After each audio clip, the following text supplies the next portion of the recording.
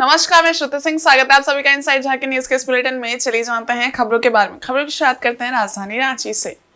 झारखंड की राजधानी रांची में दिन दहाड़े एडवोकेट गोपी कृष्ण की हत्या करने वाले बदमाशों को पुलिस ने गिरफ्तार कर लिया है। पुलिस ने एक एनकाउंटर के बाद इनकी गिरफ्तारी की है। रांची पुलिस ने 48 घंटे के अंदर ही हत्याकांड का खुलासा करते हुए 3 आरोपियों को गिरफ्तार किया है। आरोपियों की गिरफ्तारी के लिए की गई छापेमारी के दौरान मुठभेड़ भी हुई। इसमें पुलिस की गोली से एक बदमाश रोशन मुंडा घायल हो गया। उसे पैर में गोली लगी है और वो पुलिस हिरासत में उसका इलाज चल रहा है। रांची के सुखदेव नगर थाना क्षेत्र में 2 अगस्त को दिन दहाड़े एडवोकेट गोपी कृष्ण की उनके घर के पास चाकू गोद कर हत्या कर दी गई थी। इस वारदात के बाद रांची के अधिवक्ता आंदोलनरत थे। उन्होंने शुक्रवार एवं शनिवार को अदालती कामकाज का बहिष्कार किया था।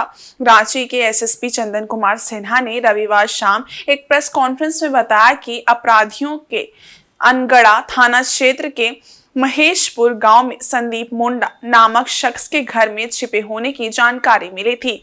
पुलिस ने छापेमारी की तो अपराधियों ने पुलिस पर फायरिंग कर दी। इस पर पुलिस ने भी जवाबी फायरिंग कर दी। इस दौरान एक बदमाश रोशन मुंडा घायल हो गया, जबकि दूसरा संदीप कालिंदी मौके से भाग निकला। बाद में पुलिस ने उसे रांची जिले के सिल्ली थाना क्षेत्र में से पकड़ लिया। इन दोनों को शरण देने वाले संदीप मुंडा को भी गिरफ्तार किया गया है। पुलिस ने अपराधियों के पास से एक 7.65 बोर का पिस्टल, 2 कारतूस और 2 खोखा बरामद किया है। अपराधियों को गिरफ्तार करने वाली एसआईटी की अगुवाई सिटी एसपी राजकुमार मेहता कर रहे थे। में एक बड़ी दुखद घटना घटी थी।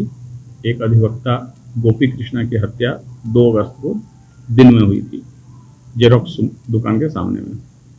उस कांड में जो है काफ़ी तेजी से अनुसंधान हुआ और अनुसंधान के उपरांत 2 अभियुक्तों की पहचान हुई। जो अभियुक्त थे, एक रोशन मुंडा, एक संदीप कालिंदी। जब पुलिस जो है इनकी गिरफ्तारी की छापेमारी करने लगी तो पता चला कि ये लोग फरार हैं और जगह बदल बदल कर ये रह रहे हैं। पुलिस ने अपने सूचना तंत्र को सक्रिय किया और जब सूचना मिली कि ये जो है अनगढ़ा थाना क्षेत्र में छुपे हुए हैं, तो जो है एक टीम जो है डीएसपी कोतवाली के नेतृत्व में गई और उस टीम में जो है डीएसपी कोतवाली का हमारे 2 प्रोबेशनर डीएसपी थे, थाना प्रभारी थे, इसके अलावा टेक्निकल सेल के लोग थे, क्यूआरटी के लोग थे। और ये जब गिरफ्तारी की उस जगह पर पहुँचे जहाँ की सूचना थी, तो इन लोगों ने जब घेराबंदी किया और नॉक किया तो अंदर से फायरिंग पुलिस पे शुरू हो गई। इसके बाद पुलिस ने आत्मसमर्पण करने की चेतावनी दी, लेकिन तब भी फायर हुआ। तब फिर जो है पुलिस ने आत्मरक्षा जवाबी फायरिंग की, जिसमें एक अपराधी को गोली लगी है। जो गोली लगी उस अपराधी का नाम रोशन मुंडा है। रोशन मुंडा फिर गिरफ्तार कर लिया गया, वो सरेंडर कर दिया गोली लगने के बाद। रोशन मुंडा का भी इलाज रिम्स में पुलिस करवा रही है। इसके अतिरिक्त रोशन मुंडा के साथ एक और आदमी वहां पर था, उसे भी गिरफ्तार किया गया है। प्लस इस कांड का एक दूसरा अभियुक्त था संदीप कालिंदी, उसकी भी गिरफ्तारी अभी तुरंत सिल्ली थाना क्षेत्र से कर ली गई है। और केंद्रीय रक्षा राज्य मंत्री और रांची के सांसद संजय सेठ ने आने वाले ठंड के मौसम को देखते हुए वुल बैंक की स्थापना की पहल की है। रांची में पत्रकारों से बातचीत में उन्होंने बताया कि नमो बुक बैंक और नमो टॉय बैंक की सफलता को देखते हुए सभी के सहयोग से वुल बैंक की स्थापना की जाएगी। इस बैंक में लोग साफ सुथरे गर्म कपड़ों को जमा कर सकते हैं, जिसका वितरण जरूरतमंद लोगों के बीच किया जाएगा। रक्षा राज्य मंत्री ने कहा कि रांची में बहुत जल्द ही केंद्र सरकार के सहयोग से कामकाजी महिलाओं के लिए हॉस्टल का निर्माण कराया जाएगा। 200 बेड वाले इस हॉस्टल में कामकाजी महिलाएं रह सकती हैं। उन्होंने कहा कि केंद्र सरकार और CSR फंड के तहत रांची में कई काम किए जा रहे हैं और आने वाले दिनों में कई काम करके यहाँ की तस्वीर को बदलना है। राज्य सरकार से अपेक्षित सहयोग नहीं मिल रहा है। यही कारण है कि रांची के झिर्री में निर्मित सॉलिड वेस्ट मैनेजमेंट प्लांट बनकर तैयार है, लेकिन नगर निगम की लेट लतीफी के कारण उसे चालू नहीं किया जा सका है। इसी तरह STP प्लांट भी अभी तक चालू नहीं हो सका है। सही सलामत और अच्छी स्थिति में होना चाहिए। ये बहुत पावन काम है जी। 100-200 कंबल उड़ाते जाके तो कितना लगता है कि साहब हमने कंबल दे दिया। तो एक पावन कार्य है और आपके माध्यम से हम आग्रह करना चाहेंगे कि इस बड़े काम को आपके माध्यम से हर घर में पहुंच जाए और निश्चित रूप से जो बुक बैंक के माध्यम से, जो ड्राइव बैंक के माध्यम से जो सुकून मिला है, वह सुकून इस ऊनी कपड़े से मिलेगा। रिम्स में जो आश्रय स्थल आप सब गए होंगे, जिसमें अभी मनोहर खट्टर जी जिस दिन गए थे, देखो ये सब सक्सेस स्टोरी है, सक्सेस स्टोरी है कि आश्रय स्थल रिम्स में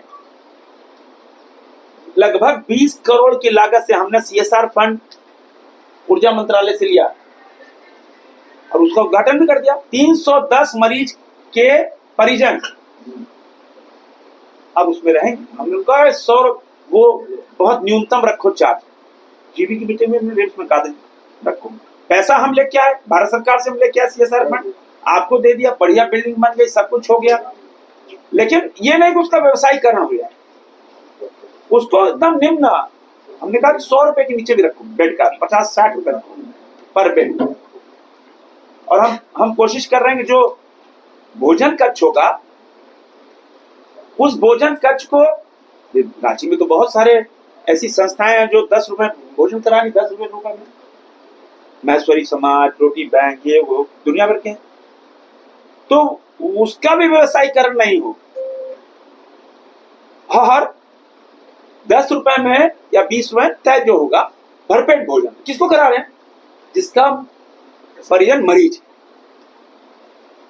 वो उसके पास आर्थिक अभाव भी है, तभी तो वो आश्रय स्थल में आया है।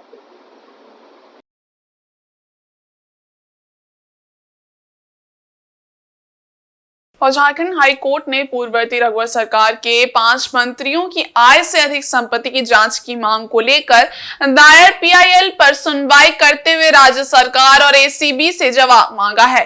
जस्टिस रंगन मुखोपाध्याय और जस्टिस प्रदीप कुमार की बेंच ने इस संबंध में 4 हफ्ते के भीतर इस संबंध में शपथ पत्र दाखिल करने का निर्देश दिया है।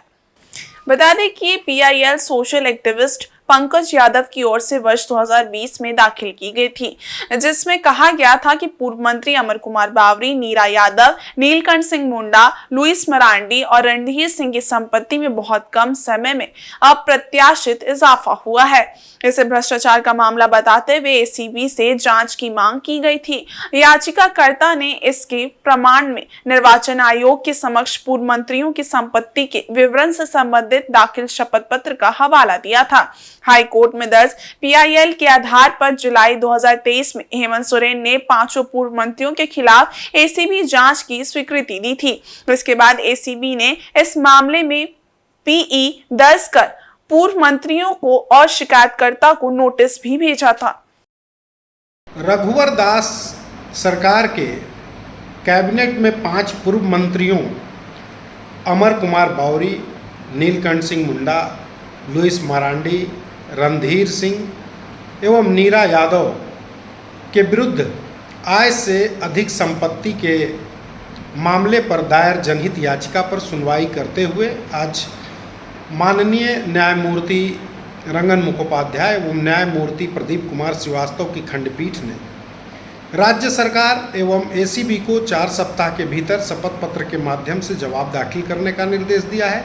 ACB को उन बिंदुओं पर जवाब दाखिल करना है कि अब तक क्या कार्रवाई हुई है और कार्रवाई किस दिशा में चल रही है। इस मामले की विस्तृत सुनवाई 4 सप्ताह के बाद की जाएगी। वहीं पिछले कई दिनों से राजभवन के समक्ष धरना प्रदर्शन कर रहे झारखंड राज्य दफादार चौकीदार पंचायत से जुड़े चौकीदार और दफादार ने जेल भरो कार्यक्रम के तहत सोमवार को गिरफ्तारी दी। प्रदर्शन कर रहे लोग नारेबाजी करते हुए आगे बढ़ने लगे, जिसके बाद उन्हें बीच में ही पुलिस ने रोक लिया।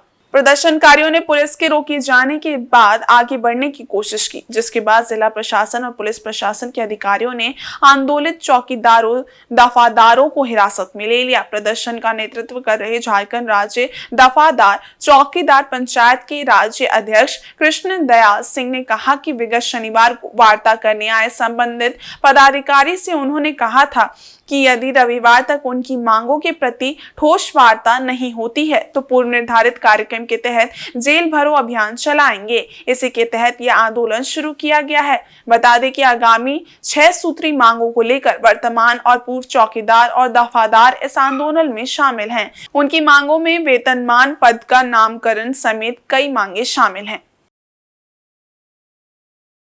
1 जनवरी 1990 के पूर्व और बाद सेवानिवृत्त चौकीदार उसके बाद में वार्ता नहीं हुई, तब हम लोग फिर नियम के आधार पर चौकीदार और अनुकंपा के आधार पर जो रिक्त पद है जहाँ विज्ञापन निकाले हैं उस पर 24 घंटा के बावजूद जो है रही है उस पर आप वार्ता रोक लगाएंगे। हमारी अभी तक संबंध कोई वार्ता जो है विधानसभा में पक्ष इसलिए हम लोग मान लिए हैं कि हमारी आवाज वहाँ अभियान चलाएंगे तो सरकार को इस पर निर्णय लेना है।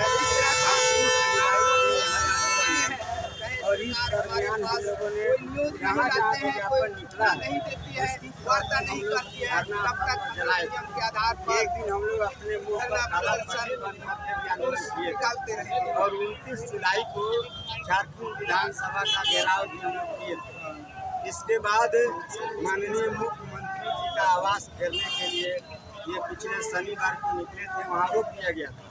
तो वहाँ जो भी जिम्मेवार पदाधिकारी आए थे वो लोगों से हमने कहा था कि हमारा नीतिगत मामला और माननीय मुख्यमंत्री जी से आप वार्ता का तिथि तय करिए, समय तय करिए, जगह तय करिए, क्योंकि नीतिगत मामला में मुख्यमंत्री जी ही निर्णय ले सकते हैं। तो हमको कहा गया था कि आपको रविवार तक लाइनअप कर दिया जाएगा, बातचीत होगी। तो मैंने उस दिन घोषणा किया था शनिवार को कि यदि रविवार तक हमारी बातचीत नहीं होती है जिम्मेवार पदाधिकारियों से तो हम लोग 5 अगस्त से जेल भरो अभियान शुरू करेंगे धरना स्थल से और उस कार्यक्रम में आगे बढ़ रहे हैं। इधर सावन की तीसरे सोमवारी पर जमशेदपुर के सिद्धगोड़ा सूर्य मंदिर कमेटी की ओर से डॉक्टर सामूहिक जलाभिषेक यात्रा का आयोजन किया गया। इस यात्रा में उड़ीसा के राज्यपाल रघुवर दास सब परिवार शामिल हुए, वहीं हजारों की संख्या में श्रद्धालुओं ने भी शिरकत की। राज्यपाल रघुवर दास ने भगवान भोलेनाथ का जलाभिषेक किया, पूजा अर्चना कर झारखंड, उड़ीसा समेत पूरे देश के सुख शांति और समृद्धि की कामना की। सोमवार को सुबह 7 बजे शिव भक्त बारेडी बस्ती हरि मंदिर मैदान में एकत्रित हुए, जहां से जलपात्र में जल लेकर पैदल यात्रा करते हुए सूर्य मंदिर के शिवालय पहुंचे और बाबा भोलेनाथ का जलाभिषेक किया। शिवालय में जलाभिषेक के बाद श्रद्धालुओं के बीच महाप्रसाद का वितरण किया गया। जलाभिषेक यात्रा में जहां कलाकारों ने मनोरस झांकी प्रस्तुत की एवं वहीं भजन टीम ने एक से बढ़कर एक भजन प्रस्तुत कर माहौल को भक्तिमय बना दिया। बता दें कि इस जलाभिषेक यात्रा में हजारों आस्थावान भक्तगण शामिल होकर प्रत्येक वर्ष अपने भक्ति भाव से इसे ऐतिहासिक रूप से सफल बनाते हैं।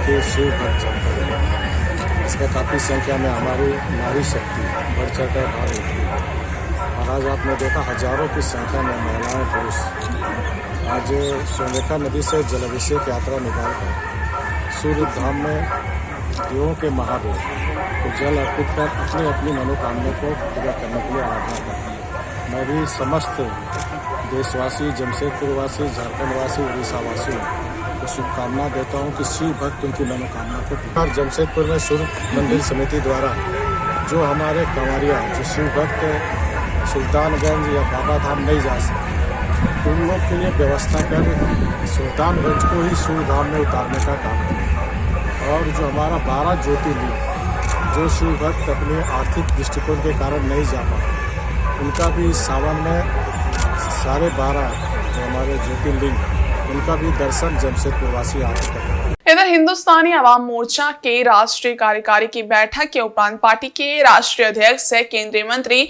जीतन राम मांझी संवाददाताओं से रूबरू हुए। उन्होंने कहा कि अब उनकी पार्टी सिर्फ बिहार तक ही सीमित नहीं है बल्कि राष्ट्र स्तर की पार्टी हो गई है। पार्टी का मूल उद्देश्य गरीबों के लिए काम करना है। उन्होंने कहा कि विगत 2015 से स्थापित उनकी पार्टी की राष्ट्रीय कार्यकारिणी समिति की बैठक बिरसा मुंडा के पावन धरती पर आयोजित हुई है। इसमें लगभग 12-13 राज्यों के लोग उपस्थित थे। झारखंड में पार्टी की संगठनात्मक मजबूती को लेकर इस बैठक में विचार मंथन हुआ। इसमें निर्णय लिया गया कि बिहार, झारखंड, उत्तर प्रदेश जैसे जिलों से जो मजदूर पलायन कर दूसरे राज्यों में काम कर रहे हैं, चुनाव के समय सरकार उन्हें अपने खर्चे पर वोट देने के लिए अपने गृह राज्य और जिले में लाने की व्यवस्था सुनिश्चित करे। इसके लिए पार्टी प्रयास करेगी। उन्होंने कहा कि बिहार, झारखंड जैसे राज्यों में उनकी पार्टी चुनाव लड़ेगी। खासकर झारखंड के संदर्भ में कहा कि फिलहाल सीटों को चिन्हित करने का काम किया जा रहा है और पार्टी झारखंड में चुनाव अवश्य लड़ेगी। जीतन राम मांझी ने मोदी सरकार में उन्हें महत्वपूर्ण विभाग दिए जाने पर पीएम नरेंद्र मोदी और बीजेपी को साधुवाद दिया। केंद्र के रूप में गया को किया गया है प्रस्ताव। इस औद्योगिक कॉरिडोर बनाने में भी लाखों करोड़ रुपया खर्च हो सकता है। तो कहने का मतलब कि बिहार को 4 लाख 5 लाख करोड़ के आसपास में पैसा भारत सरकार ने दिया है और महिलाओं को, युवाओं को सशक्तिकरण के लिए उन्होंने काफी पैसा दिया है। अगर उसका दादा करेंगे तो समय लग जाएगा, लेकिन इस पर विचार किया है। तो इसीलिए बिहार के बजट अच्छा दिया है। इसके लिए बिहार में गरीबों के लिए खास करके जो एमएससी विभाग जिसको हमको दिया गया है उसका भी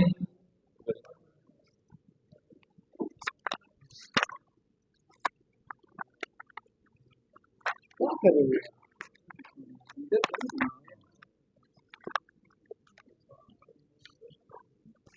हाँ, उसका भी हमारे पास एक खाका है।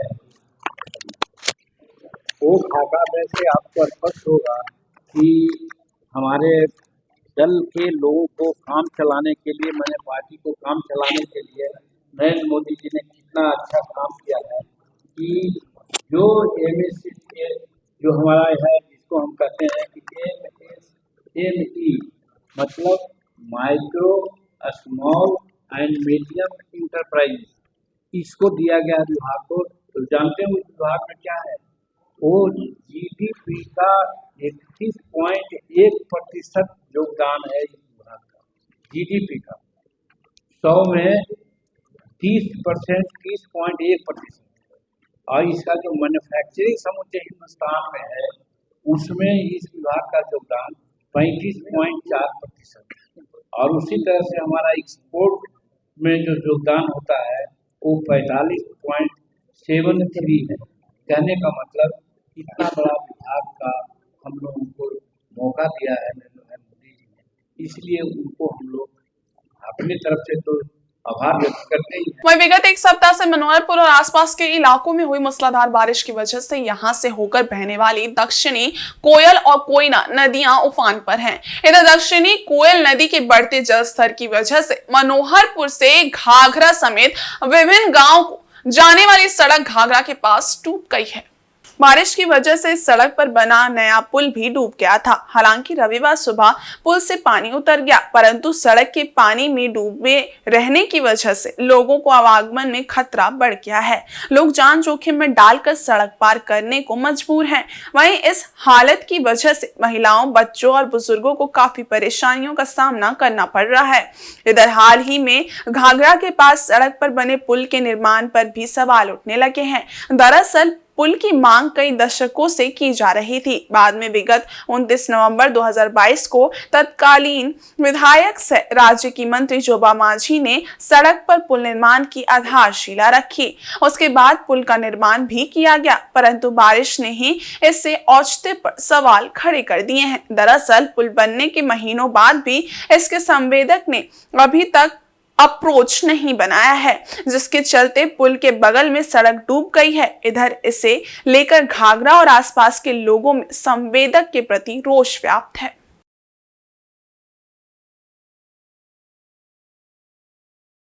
वहीं मनोहरपुर थाना अंतर्गत के तिरला गांव में रविवार शाम खेत जुताई करने के दौरान एक ट्रैक्टर पलट गया। इस दौरान ट्रैक्टर का चालक उसी में फंसकर गंभीर रूप से घायल हो गया। उसे तत्काल इलाज के लिए सामुदायिक स्वास्थ्य केंद्र में भर्ती कराया गया। घायल चालक 45 वर्षीय कॉर्नलिस टोप्पो तिरला गांव का रहने वाला है। परिजनों से मिली जानकारी के अनुसार घायल कॉर्नलिस टोप्पो खेत में ट्रैक्टर से जुताई कर रहा था। इस दौरान मिट्टी में ट्रैक्टर फंस गया, जिसके चलते ज्यादा दबाव पड़ने के कारण ट्रैक्टर झटका लेकर पलट गया और चालक गिरकर उसी में फंस गया। घटना के बाद लगभग 2 घंटे तक चालक उसी में फंसा रहा। इसके बाद कुछ लोगों की नजर उस पर पड़ी, तब उसे बाहर निकाला गया और 108 एम्बुलेंस की मदद से अस्पताल लाया गया, जहां स्थानीय चिकित्सकों की देखरेख में उसका इलाज चल रहा है। इधर पूर्वी सिंहभूम जिले के मुसाबनी प्रखंड के कई गांवों का समाज सेवी से भाजपा नेता गणेश सोलंकी ने ग्रामीणों से मुलाकात कर उनकी समस्याएं सुनी। इस दौरान उन्होंने समस्याओं के समाधान का आश्वासन भी दिया। मुसाबनी प्रखंड में रविवार को समाज सेवी से भाजपा नेता गणेश सोलंकी ने विभिन्न गांवों का दौरा किया। इस दरमियान मुसाबनी मेड़िया स्थित ईटा भट्टा गांव में ग्रामीणों के साथ बैठक की। बैठक में ग्रामीणों ने सड़क की समस्या के साथ साथ कई अन्य समस्याओं से उन्हें अवगत करवाया। ग्रामीणों ने बताया कि गांव में आने जाने के लिए कुछ दूर सड़क नहीं है, वहीं पुरानी पीसीसी सड़क भी जर्जर हो गई है। बारिश के दिन ग्रामीणों को आवागमन में काफी दिक्कतों का सामना करना पड़ता है। इस पर भाजपा नेता ने जल्द ही सांसद विद्युत महतो से बातचीत कर सड़क की समस्या को दूर करने का आश्वासन दिया। वहीं गांव की अन्य समस्याओं को लेकर भी समाधान का भरोसा दिलाया। इस मौके पर नरेश महाली, किशोर पातर, सुखलाल हेमब्रम आदि गणेश सोलंकी के समर्थक उपस्थित थे। जो लोग हैं डेली कमाना और डेली रोजगार के ये में रहते हैं, तो यहाँ आने के क्रम में हम लोगों को पता चला कि यहाँ की जो सड़क है बहुत दर्द स्थिति में है। तो ये लोग एमपी साहब को यहाँ के एप्लीकेशन दिए हैं और हम लोग का भी प्रयास रहेगा कि एमपी साहब के माध्यम से जल्द से जल्द यह सड़क का निर्माण हो। और बहुत सारी चीज़ों पे चर्चा हुई और हम लोग आशा करते हैं कि हम लोग जो हमारी टीम है मिल करके एक अच्छा कार्य करें। यहाँ पर लोगों को रोजगार से भी जोड़ने का हम लोग प्रयास करेंगे, शिक्षा से भी जोड़ने का प्रयास करेंगे। इधर पूर्वी सिंहभूम जिले के मुसाबनी स्थित साउथ सूरदा आंगनबाड़ी केंद्र में सेविका लक्ष्मी रानी पातर के नेतृत्व में विश्व स्तनपान दिवस मनाया गया। इस मौके पर पोस्टर बैनर के साथ प्रभात फेरी निकाली गई। प्रभात फेरी आंगनबाड़ी केंद्र से नारेबाजी के साथ निकली एवं पूरे पोषक क्षेत्र का भ्रमण किया गया। इसके माध्यम से महिलाओं को छोटे शिशुओं को स्तनपान करने के लिए जागरूक किया गया। इस दौरान आंगनबाड़ी केंद्र में मुख्यमंत्री मैया योजना, सावित्रीबाई फूले योजना का फॉर्म भी भरवाया गया। बता दें कि विश्व स्तनपान सप्ताह एक वैश्विक स्वास्थ्य देखभाल कार्यक्रम है जो प्रतिवर्ष 1 से 7 अगस्त तक मनाया जाता है। सप्ताह भर चलने वाला ये उत्सव नवजात शिशुओं और माताओं दोनों के लिए स्तनपान के महत्व को बढ़ावा देने के लिए अंतर्राष्ट्रीय और स्थानीय संगठनों को एक साथ लाता है। क्या कमाल सुरक्षित है मेरे लाल, फिरसा पान ने क्या कमाल सुरक्षित है मेरे लाल। और इस बुलेटिन में बस इतना ही। ब्रेक के उस पार कुछ और खास खबरें, तब तक के लिए देखते रहिए इनसाइड झारखंड न्यूज। धन्यवाद।